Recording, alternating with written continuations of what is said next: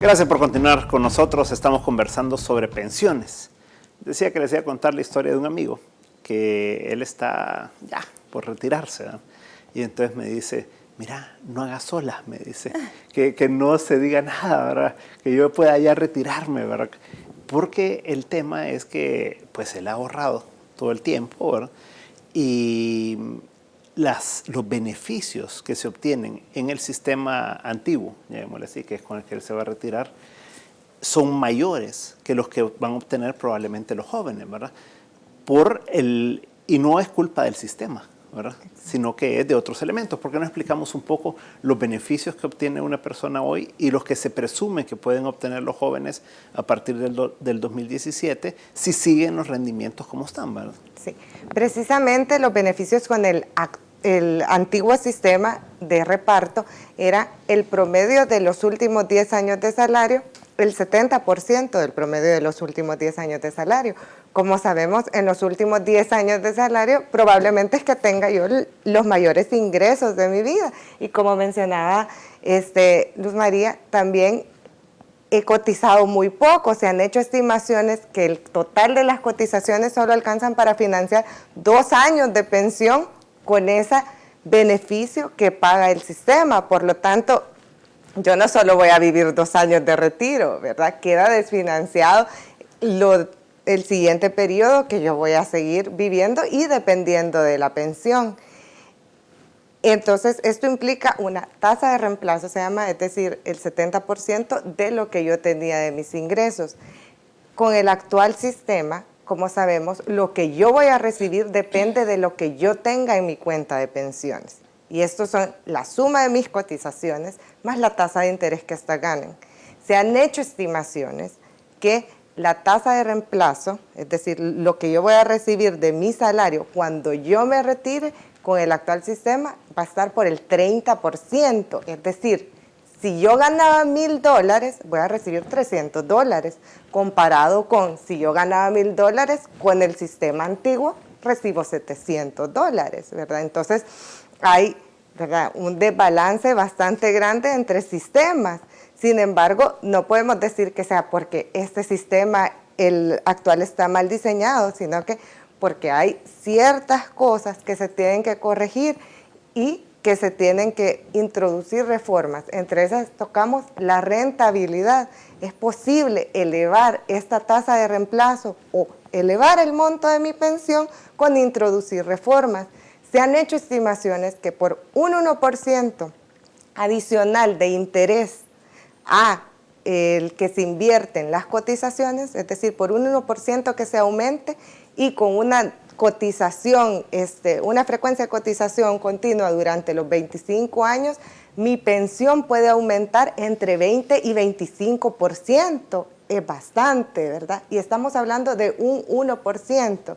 Y estamos viendo que el costo de oportunidad que tienen muchas de las inversiones no es de un punto porcentual, sino que es muchísimo más que eso. Por lo tanto, es muy importante poner atención en esto, ya que hasta el momento no han habido personas que se retiren solo con los beneficios del sistema nuevo, del sistema de ahorro nuevo, ¿verdad? Ya casi lleva 15 años, del sistema de ahorro para pensiones. Sin embargo, estamos próximos a que salgan las primeras personas en el 2017 y se van a enfrentar con una pensión muy baja, ¿verdad? Con una pensión que va a ser el 30% de los ingresos que tenían en el momento que estaban trabajando. Entonces, debe de preverse esto y deben de hacerse las correcciones necesarias en este momento. También es importante, como ya mencionamos, la cuestión demográfica, es decir, las edades de la población.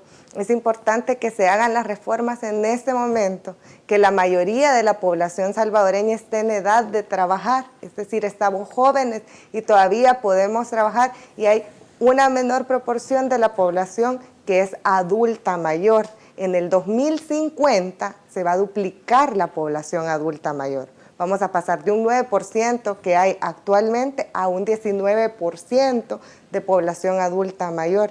Y en el 2045 se cierra este bono demográfico o esta ventana demográfica de oportunidad en donde la mayoría podemos trabajar. No queremos enfrentarnos en un futuro donde todos estemos dependiendo de pensiones y ya no se puedan hacer las reformas. María, aquí el tema es si había un sistema antiguo, ¿verdad?, que estaba dando y así sigue dando 70% de los salarios de los últimos 10 años. Entonces, ¿por qué cambiar a un sistema nuevo que no garantiza ese 70% y que, dependiendo de cómo se maneje, puede ser inferior, que es lo que se está planteando en este momento, o pudiera ser mayor si los rendimientos hubieran sido mayores, sí, ¿verdad? Pero ¿por qué cambiar? O sea, ¿por qué perjudicar, entre comillas, a las personas, ¿verdad? Bueno, es que realmente la reforma se realizó porque el sistema de reparto, el público, no era sostenible financieramente. De nada serviría que ofreciera beneficios satisfactorios para las personas si no iba a haber dinero para pagarlo.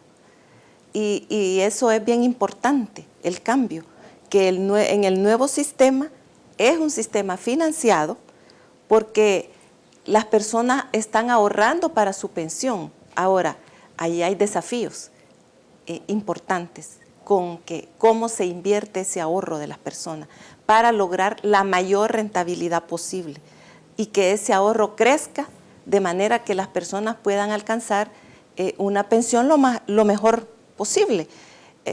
Ciertamente, lo que ya se comentaba, hay estimaciones de que la tasa de reemplazo, o sea, la pensión que la persona va a obtener, que solo cotiza al sistema de ahorro para pensiones, podría rondar en el 30-35% del salario base para el cálculo.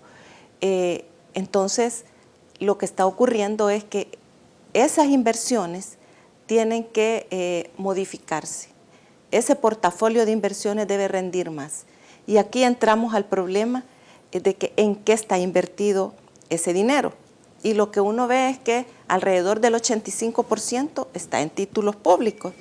Pero el problema es que gran parte de eso es en los certificados de inversión previsional, que es la reforma que se hace a partir del año 2006, cuando se crea el Fideicomiso de Obligaciones Previsionales, el FOP, que emite esos certificados, y ese dinero lo utilizan para pagar las pensiones los pensionados actuales, ¿verdad? Lo del antiguo sistema. Es un financiamiento para el gobierno y la tasa de interés de esos certificados de inversión previsional es muy baja, porque es una tasa LIBOR, 6 meses, que desde la crisis financiera ronda 0.5%, y ahí fluctúa alrededor de eso, más 0.75%. Si por un momento pensamos que la LIBOR es 0.5 más 0.75, están ganando 1.25% esas inversiones. Son títulos de largo plazo. Entonces, es una tasa que no es comparable, por ejemplo, con un eurobono que coloca el gobierno, que está pagando 7-8% de plazos similares, 20-25 años.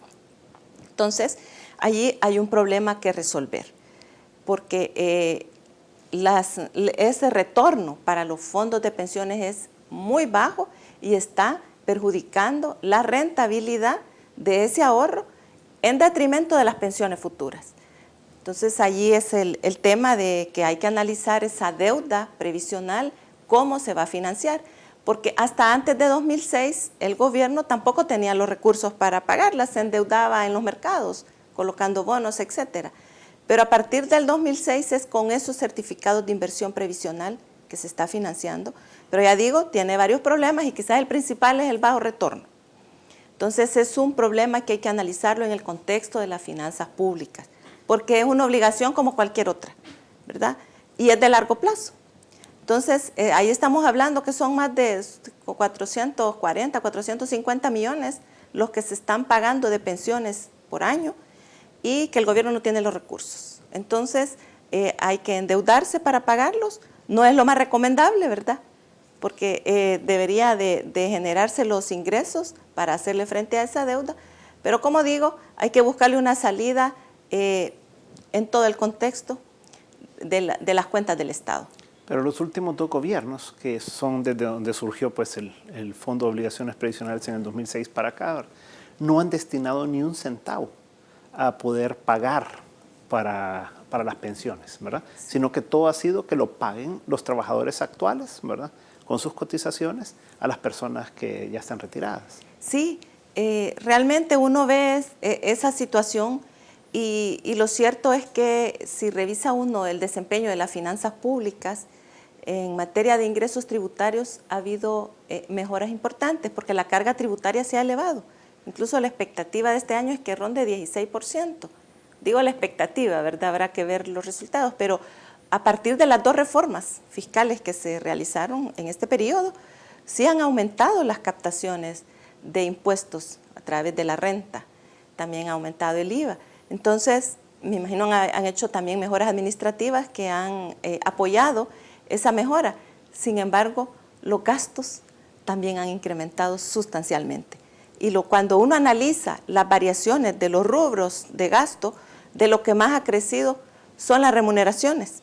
Entre 2007 y 2011, una comparación, realmente de lo que más ha crecido son las remuneraciones, ha crecido también las transferencias, sabemos que ahí está contabilizado todos los subsidios, y también bienes y servicios es otro rubro que ha incrementado, no precisamente las pensiones.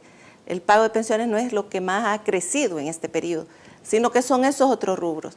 Entonces, yo creo que ahí hay que hacer un análisis integral de las finanzas del Estado y realmente recomponerlo, porque tenemos un déficit que ronda 3.9% del PIB ya por varios años y una deuda que cada vez está creciendo más, ¿verdad? Ya está arriba del 57% del PIB. Eso es alto. Entonces, tenemos el gobierno tiene ese compromiso de las pensiones. Como digo, es una deuda igual que otra. Entonces, hay que analizar cuál es la mejor manera de enfrentarla. Porque hasta ahora se ha hecho con deuda y todo ese, digamos, costo de oportunidad que están teniendo los futuros pensionados, porque hay una rentabilidad baja en su ahorro, del lado del gobierno realmente es beneficio porque está pagando menos por esa deuda, pero realmente en el largo plazo es un problema. Vamos a un corte comercial, María Elena, pero a la vuelta hablemos un poco de números y de rentabilidades y todo y cómo esto impacta, ¿verdad? En un momento estamos de nuevo con 361 grados.